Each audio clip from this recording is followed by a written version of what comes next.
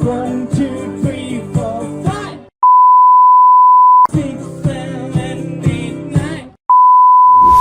9การยัดคดีนี้เข้ามาก่อนเลยก็น่าจะเป็นหนึ่งในแท็กติกที่จะไม่ให้มันเลยเถิดไปมากกว่าตู่ละ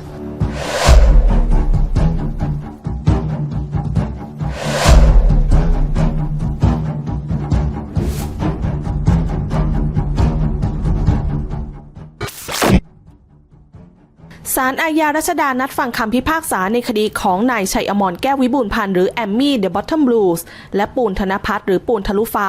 ซึ่งถูกฟ้องในข้อหาหมิ่นประมาทกษัตริย์และวางเพลิงเผาทรัพย์ตามประมวลกฎหมายอาญามาตรา 112 และมาตรา 217 จากกรณีวางเพลิงพระบรมฉายาลักษณ์รัชกาลที่ 10 ด้านหน้าเรือนจำกลางคลองเปรมเมื่อช่วงเช้ามืดวันที่ 28 กุมภาพันธ์ 64 ทั้งนี้แอมมี่ยังถูกกล่าวหาในข้อหาตามพรบคอมพิวเตอร์มาตรา 14 วงเล็บ 3 จากการโพสต์ภาพเหตุการณ์ด้วย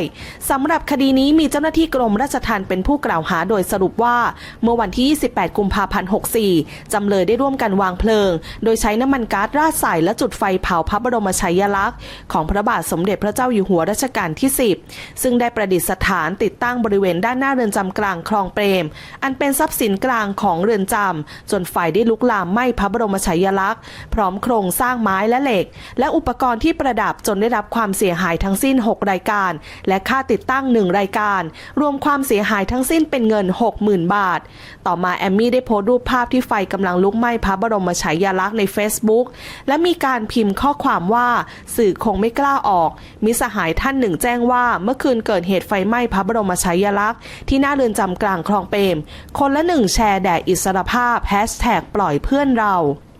สำหรับคดีนี้เมื่อวันที่ 3 มีนาคม 64 แอมมี่ได้ถูกจับกุมตามหมายจับของศาลอาญาและถูกนำตัวไปขอฝากขังซึ่งไม่ได้รับการประกันตัวในชั้นสอบสวนและถูกคุมขังที่เรือนจำพิเศษกรุงเทพเป็นเวลา 69 วันจึงได้รับการปล่อยตัวชั่วคราวออกมาต่อสู้คดีส่วนปูนธนภัทรถูกกล่าวหาว่าเป็นผู้มีส่วนร่วมในเหตุการณ์นี้ด้วยเจ้าหน้าที่ได้ออกหมายเรียกให้ไปรับทราบข้อกล่าวหาที่สน.ประชาชื่นเมื่อวันที่ 11 มีนาคม 64 ก่อนจะได้รับการประกันตัวระหว่างสอบสวนโดยในชั้นศาลกรณีของปูนได้ยื่นคำร้องขอให้โอนย้ายคดีไปที่ศาลเยาวชนเนื่องจากอายุ 18 ปี 9 วันในวันที่เกิดเหตุแต่ศาลได้ยกคำร้องของจำเลยโดยให้เหตุผลว่าเหตุการณ์ตามโจทก์ฟ้องเกิดขึ้นขณะจำเลยพ้นเกณฑ์เยาวชนตามกฎหมายแล้วรวมถึงจำเลยมีสภาพร่างกายสภาพจิตสติปัญญาและนิสัยปกติสมบูรณ์สมวัยไม่มีความผิดปกติที่แสดงให้เห็นชัดเจนจึงยังไม่เห็นสมควรที่ศาลที่มีอำนาจพิจารณาคดีธรรมดาจะโอนคดีไปพิจารณาที่ศาลเยาวชน